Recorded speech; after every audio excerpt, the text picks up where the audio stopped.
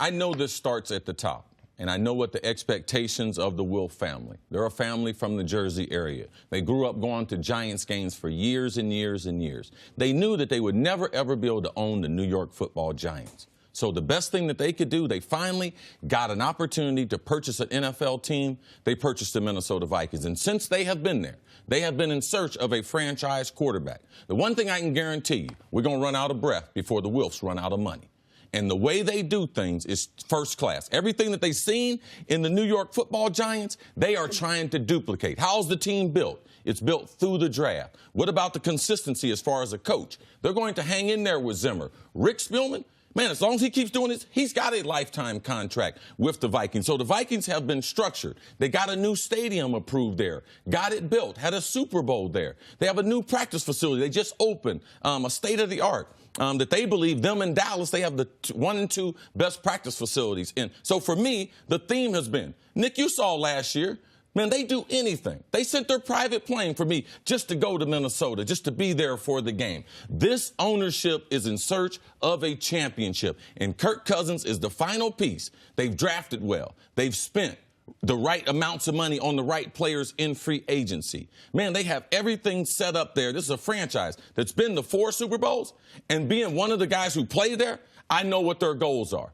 No, it is not to get to the NFC Championship. Coach, you are right. It is to get beyond where Case Keenum took them last year, but also they want a guy who can be the face of their franchise for the next 5 to 7 years, and that's what they have in Kirk Cousins, and that's their overall investment. And Chris makes a really important point. There's a lot of owners that don't give you the advantages that the Wolves have given that organization, whether it's the stadium, the practice facility, the finances to go get free agents. We couldn't even entertain free agents the way we do now because we didn't have the facility. If people don't know, when you were there, it was different ownership. It was different ownership, but also the facilities have been the same. They've been outdated for a long time. So in free agency, man, Kirk Cousins was shocked when he got there. People that participate in the Super Bowl, utilizing the Vikings facility, like they were shocked how nice it is there in Minneapolis. So now they have that caveat that other teams have. Great facilities. Yeah, and so when you take away, you're taking away every possible excuse to be successful. And that team was extremely successful before Kirk Cousins got there. That team accommodated Kirk in everything that he asked for his contract. So now it's his responsibility to go and say, I'm holding up my end of the bargain. This is why you brought me here. We're going to win this year, and then we're going to be poised to win every single year that I'm here. Nick, now they have the ability. What if the defense does not play well? What if the special teams get off to a slow start? The same thing they did in Philadelphia. Now they have the firepower of a quarterback who is not trying to manage the game, that they can take an aggressive approach and try to win games that way. Because you have to be able to try to win games a little bit different than how they've done it the last 3 years. So if you guys say that this team is now primed for the Super Bowl or winning the Super Bowl, let's just talk about the team a little bit. Is there now a weak part of this team? Has Kirk Cousins sort of shored up that last remaining hole? I mean, I look at them, and I thought last year they were the most complete team in football, right? I think the one thing that they would like to get better at is the offensive line.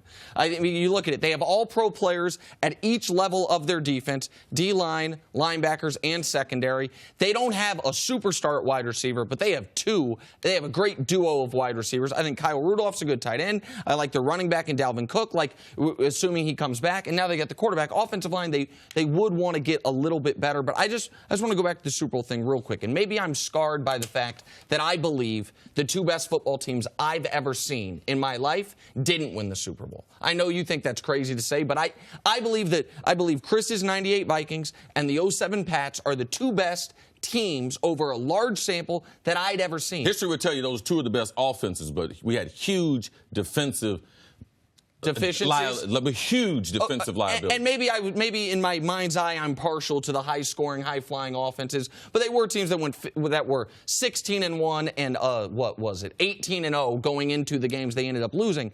I just think in football you can do everything right and still get unlucky. So we're not even mentioning Philly. Philly did win the championship, and they have an MVP-level quarterback coming back, and they added pieces. Like, I just think the expectation for any team being Super Bowl or bust is a level higher than I would be willing to go. I understand that completely, but we're talking about a team that was in the NFC Championship last year, that has good support personnel at every position, and much better than that, they have stars at a lot of positions. They have the best facilities, arguably the best facilities in the league. They've got an owner that's willing to do whatever he needs to do financially to support the organization.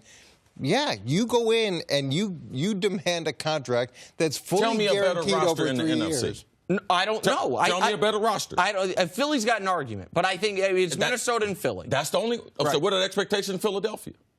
So again, I wouldn't say next year for Philadelphia. I think the expectations for Philly are to be in that Final Four. I think the expectations for Minnesota are to be in that Final Four. But again, I heard Doug Peterson at the parade say we coming back. Okay. Yeah. So that seemed like a goal to me. Well, it's Doug's word, obviously. Thanks for watching. Subscribe here to get the latest from the show. Also, be sure to check out more of the best clips from First Things First, or go watch a few segments from our other shows on FS1.